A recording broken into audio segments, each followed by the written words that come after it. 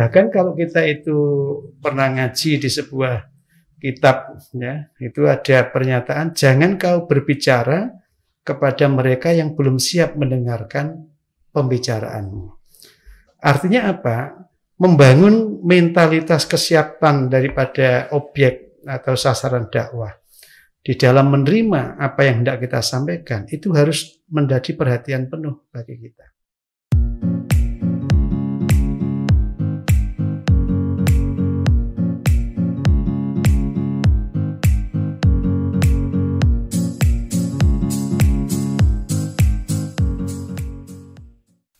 Assalamualaikum warahmatullahi wabarakatuh. Gimana kabarnya Pak Kiai Haji Husno? Waalaikumsalam warahmatullahi wabarakatuh. Baik, sehat. Mudah-mudahan kita semua, para pemirsa juga, senantiasa dalam lindungan Allah Subhanahu wa Ta'ala. Sehat walafiat lahir dan batin. Baik, saudara-saudara sekalian dan pemirsa dimanapun Anda berada. Hari ini kita kedatangan tamu, yaitu Kiai Haji Husno SAG MPDI. Ini adalah tokoh agama dan orang yang multitalenta, khususnya berkiprah di bidang dakwah. Baik Pak Kiai, ya, ini ada problem Pak Kiai. Yeah. Jadi untuk menyampaikan sesuatu itu kan butuh cara, juga butuh alat, ya. Salah satunya adalah seperti kita berdakwah. Tidak cukup hanya kita kemudian menggunakan teori yang lama. Nah, barangkali ada formulasi baru menurut Pak Kiai, bagaimana menyampaikan dakwah atau pesan itu mudah dicerna, dipahami, dan yang sesungguhnya kemudian bisa diimplementasikan oleh masyarakat yang mendengar dakwah kita. Barangkali Pak Kiai punya tip-tip atau trik-trik sendiri dengan mengkombinasikan perkembangan IT yang mutakhir hari ini. Ya. Terima kasih Pak Dahri. Jadi memang sebagai aktivis dakwah, saya itu alhamdulillah berdakwah itu mulai saya sanawiyah kelas 2. Sanawiyah kelas 2. Ya. Berarti masih umur 14 tahunan ya. Jadi karena saya memahami bahwa dakwah itu adalah sebuah tanggung jawab untuk ikut mempengaruhi perubahan dalam kehidupan lingkungan kita. Jadi pada waktu itu ya karena saya ada di pedesaan sesuai dengan kondisi desa tahun 90-an itu kita bisa untuk mengoptimalkan situasi yang ada itu untuk mencapai tujuan, yaitu perubahan perbaikan. Nah, karena itu kita sering memaknai bahwa dakwah itu ya harus membebaskan, dakwah itu harus mencerahkan, kemudian mencerdaskan, lalu memberdayakan, dan pada akhirnya bisa memajukan terhadap mad'u yang diajak, yang didakwa itu. Nah, dari pengalaman yang cukup panjang itu, memang kita merasa bahwa kita dituntut seperti Rasul ingatkan bahwa berkomunikasi itu harus sesuai dengan kemampuan mad'unya, audiennya. Kemampuan audiennya. Ya, umatnya. Khawatibun nas bi qadri uqulihim. Jadi kita berusaha untuk mengkomunikasikan sesuatu itu sesuai dengan kondisi objektif, ya, kemampuan daripada mad'u itu. Ya. Bahkan kalau kita itu pernah ngaji di sebuah kitab, ya, itu ada pernyataan, jangan kau berbicara kepada mereka yang belum siap mendengarkan pembicaraanmu. Artinya apa?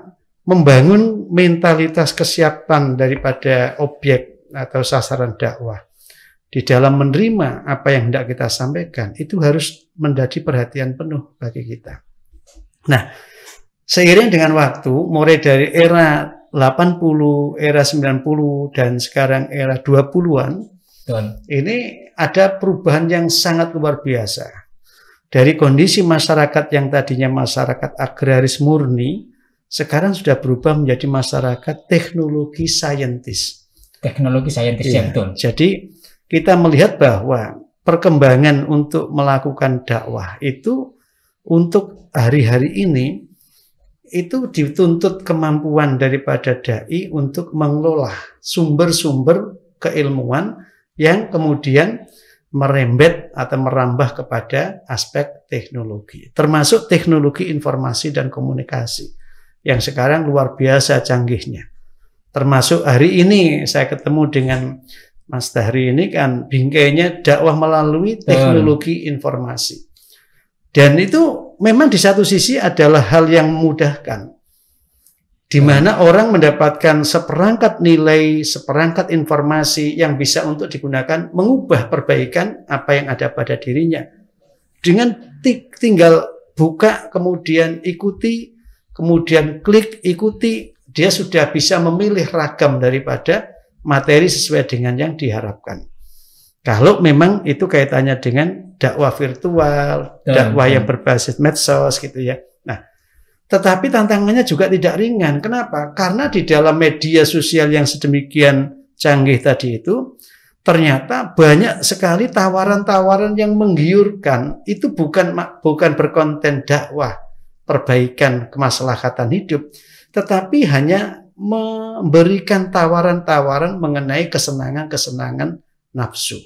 Coba contohnya apa, Pak Kiai? Jadi kalau misalkan kita klik aja di dalam media HP kita ini, kita klik begitu, katakan YouTube, kita pencet, maka yang akan muncul pertama itu bukan kemudian konten dakwah. TikTok dulu ya? TikTok, kemudian ada, pokoknya ya kalau kita mau lihat isinya itu, boleh jadi itu mengancam terhadap stabilisasi frame atau kerangka nalar, tata pikir daripada orang itu. Kalau dia belum siap, itu akan sangat membahayakan. Nah, oleh karena itu di era teknologi yang seperti ini, pendampingan dalam penggunaan alat itu menjadi penting.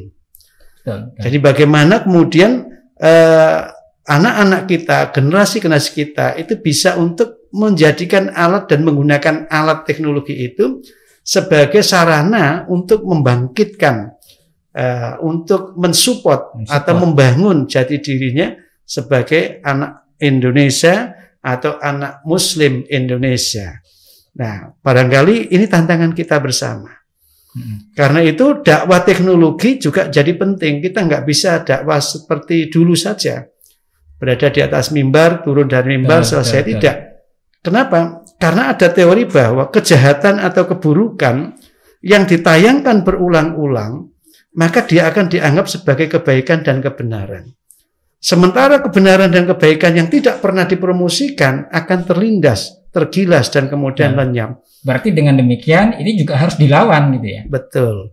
Jadi ketika dakwah dengan virtual, dakwah dengan teknologi, itu juga akan diikuti dengan tantangan dakwah virtual dan tantangan dakwah teknologi. Nah, oleh karena itu bagaimana generasi kita itu bisa membangun sistem informasi yang bisa mengedukasi terhadap masyarakat luas.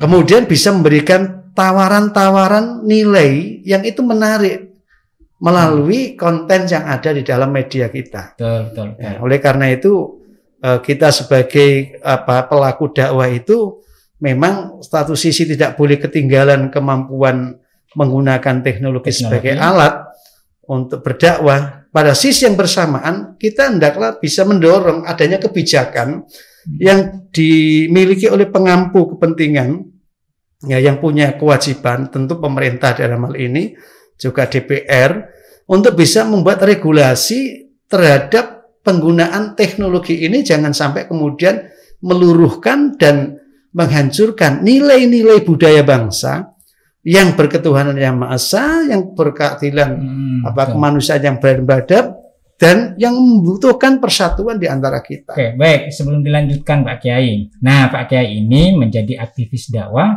mulai sejak tahun 80-an ya, 90, kemudian hari ini sampai pada tahun 2021. Tentu sebagai pelaku dakwah dari masa ke masa ada suka dan dukanya, ada tantangannya dan macam-macamnya. Nah, melihat kehidupan hari ini yang complicated kan gitu Pak Kiai, itu ya, di dalam kita mensiarkan ajaran agama kita. Nah, kalau kita membandingkan Pak Kiai, itu kan tahun 80-an, 90-an, sekarang dengan berbagai perangkat yang lebih canggih, itu lebih satu, yang pertama, lebih enjoy mana Pak Kiai sendiri sebagai pendakwah, dan menurut respon masyarakat lebih enak yang mana kan gitu kan, tahun 20-an kah, tahun 90-an kah, atau hari ini dengan berbagai tantangannya? Ya, jadi kalau mengukur enak itu dari sisi dua arah, misalkan dari sisi pendakwah dan dari sisi yang didakwai, gitu. Kalau dari sisi pendakwah dengan banyaknya alat yang digunakan membantu, itu tentu menjadi bagian daripada kemudahan untuk bisa menjelentrehkan atau membeberkan terhadap nilai-nilai yang hendak ditanamkan, yang hendak disampaikan. Jadi teknologi itu sebenarnya sangat membantu bagi pelaku dakwah untuk mengubah perilaku masyarakat itu lebih baik lagi. Tetapi yang sering terjadi itu kan tantangannya tadi itu tidak terantisipasi.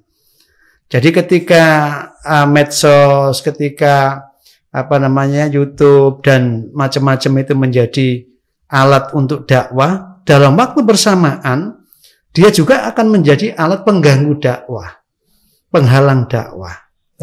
Bahkan yang lebih menarik lagi, kalau dulu orang berbeda pandangan antar ustadz, antar kiai, ya, antar alim satu dengan yang lain, itu tidak terjadi benturan. Iya. Kenapa? Komunikasikan langsung dulu ya? Karena memang sesuai dengan kondisi di mana beliau-beliau itu menyampaikan dalam ruang yang tertutup, dalam waktu yang terbatasi. Nah, tetapi dengan kecanggihan teknologi kadangkala ada pihak-pihak yang ingin untuk mengadu, membenturkan antar satu dengan yang lain, dan itu akan sangat membahayakan terhadap umat ini. Makanya tadi saya katakan bahwa perlu ada regulasi yang dibuat oleh pengampu kebijakan supaya konten-konten yang sebenarnya tidak berbenturan itu jangan kemudian dilakukan framing sebagai sesuatu yang berbenturan. Ini tantangan dakwah ketika kita berada dalam era teknologi. Kalau dulu memang ya kita datang ke tempat yang terpencil, misalkan kalau di Jember 91 itu saya sering ke Curah Nongko dengan Ustadz Heri. Curah Nongko berarti di pinggir selatan sana. Iya.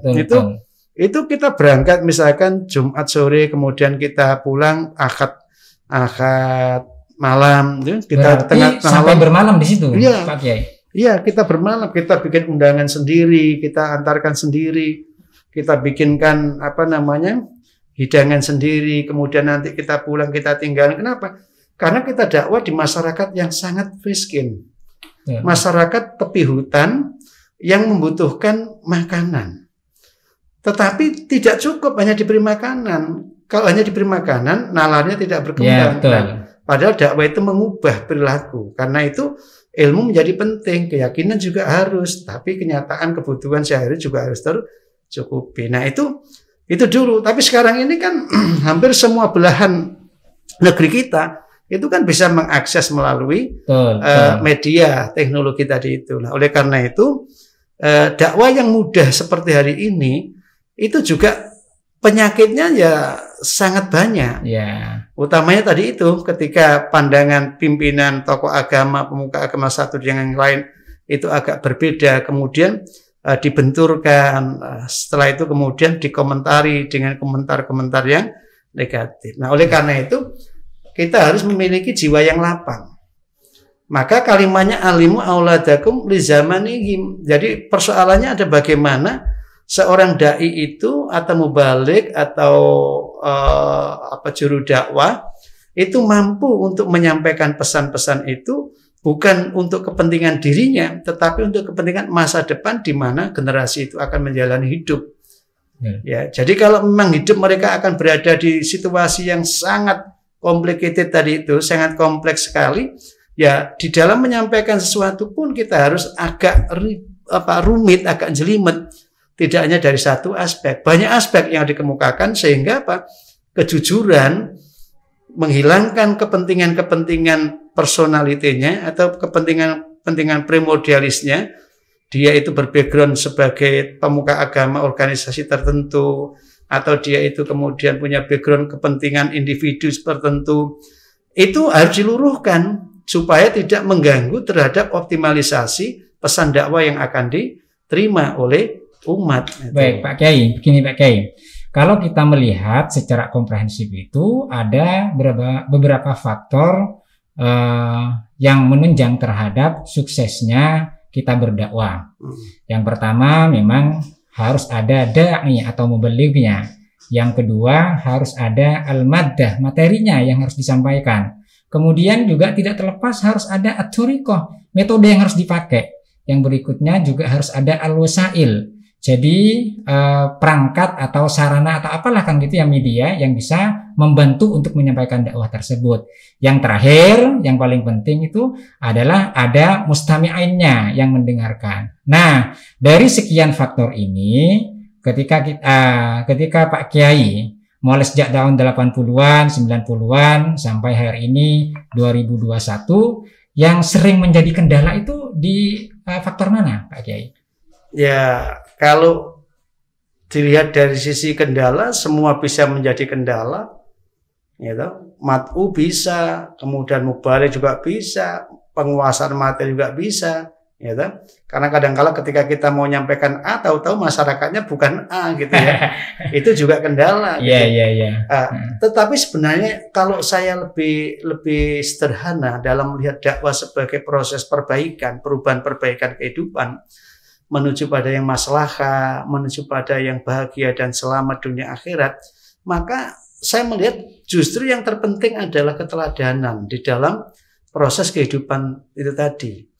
Jadi ketika kita itu melihat bagaimana tayangan dai kita di layar kaca, di medsos kita, ujung-ujungnya kita akan menakar bahwa mana keteladanan mereka. Contoh sederhana, kemarin ketika ada kasus Palestina ya yang kemudian diserang sama Israel itu, kemudian ada penggalangan terhadap kepekaan dan kepedulian pada masyarakat itu, penggalangan dana itu ya.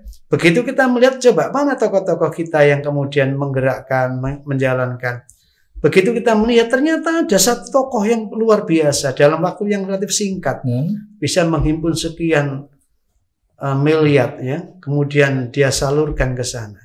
Ini kan melihat dari aspek kefiguran ya, keteladanan. Salah satu contohnya gitu ya. Walaupun jadi, kemudian menjadi problem ada hidayat kan ya. Nah, jadi keteladanan itu menjadi penting. Nah, sebenarnya kita itu dakwah itu kan tidak terlalu muluk-muluk ya, tidak terlalu menjangkau jauh gitu ya. Kalau tadi dengan teknologi kita dakwah itu sebenarnya kan ingin mempengaruhi yang bisa kita pengaruhi kan gitu. Tentu yang paling bagus tadi itu misalkan di sebuah tempat ada masyarakat melakukan perbuatan ABCD, kita ingin mengubah menjadi yang lebih bagus dari ABCD tadi, maka keteladanan kita di tempat itu jadi penting. Jadi mulai dari yang skala kecil saja dulu ya. Betul. Jadi keteladanan dan kalau kita mau jujur dari keteladanan yang kecil itu, misalkan kemudian kita gemakan, kita gaungkan. Kita bentuk misalkan Pak Dahri di perumahan, kemudian kita bikin keteladanan kegiatan berbasis nilai-nilai keagamaan dan keindonesiaan, gitu. Kemudian dipupuk bersama, ditingkatkan. Satu komplek itu kemudian bisa mengikuti perbaikan menuju pada bagaimana hidup yang lebih maslahat. Kemudian itu dijadikan role model, gitu, sebagai percontohan yang digulirkan. Maka insya Allah itu jauh lebih efektif di dalam mengelola dakwah di era apapun. Apakah itu era teknologi canggih atau era teknologi canggih yang kedua, yaitu cangkeming ganggi tadi kan tidak tahu apa-apa gitu ya. Oke, Pak Kiai sebagai closing statement gitu kan ya. Pak Kiai ini kan adalah figur atau contoh yang sudah banyak berpengalaman. Apa pesan Pak Kiai ini kepada saudara yang lain? Yaitu saudara sebagai pelaku dakwah gitu kan, agar misi dakwahnya itu tidak hanya sekedar tersampaikan, tapi bisa diimplementasikan oleh masyarakat banyak dalam kehidupan bersosial ini. Ya tentu kesadaran wa ma arsalnaka ila rahmatan lil alamin jadi penting. Maka tadi saya katakan ketulusan yang melahirkan kejujuran, terlepasnya kepentingan pribadi, primordial di dalam menyampaikan yang benar, yang baik, lalu materinya menjadi mencerdas-cerdaskan, memberdayakan dan memajukan. Jadi memang tidak seharusnya hal-hal yang sifatnya itu menimbulkan kontraproduktif itu kemudian diungkap dalam forum yang memungkinkan untuk ditransformasi dalam berbagai ragam media. Nah, tetapi sekali lagi bahwa ketika kita menjadi insan dakwah, pelaku-pelaku dakwah, dan kita punya kejujuran, dan kita meyakini bahwa kesempurnaan itu cuma di sisi Allah, kita hanya menjalankan yang bisa kita kerjakan, maka dengan kerendahan hati seperti itu dan meletakkan diri pada posisi yang paling rendah di antara komunitasnya itu, insya Allah dakwah kita akan lebih terhunjam atau menghunjam kepada mereka. Dan insya Allah kalau itu kita lakukan, kita akan menjadi sosok yang betul-betul melayani, mengayomi, melindungi kepada mereka. Terima kasih Pak Kiai Haji Husno yang telah memberikan ilmunya dan pengalamannya. Mudah-mudahan ini menjadi referensi bagi pelaku-pelaku dakwah sehingga di dalam menyampaikan misi dakwahnya itu menjadi sukses sebagaimana wa ma arsalnaka illa rahmatan lil alamin, tidak hanya untuk dirinya, tidak hanya untuk kelompoknya, tapi untuk lil alamin, untuk semesta alam. Sampai di sini Pak Kiai, terima kasih atas kehadirannya yang telah memberikan pencerahan kepada kita, kepada pemirsa dimanapun Anda berada. Sampai di sini akhirul kalam, billahi taufiq wal hidayah. Wassalamualaikum warahmatullahi wabarakatuh. Waalaikumsalam warahmatullahi wabarakatuh.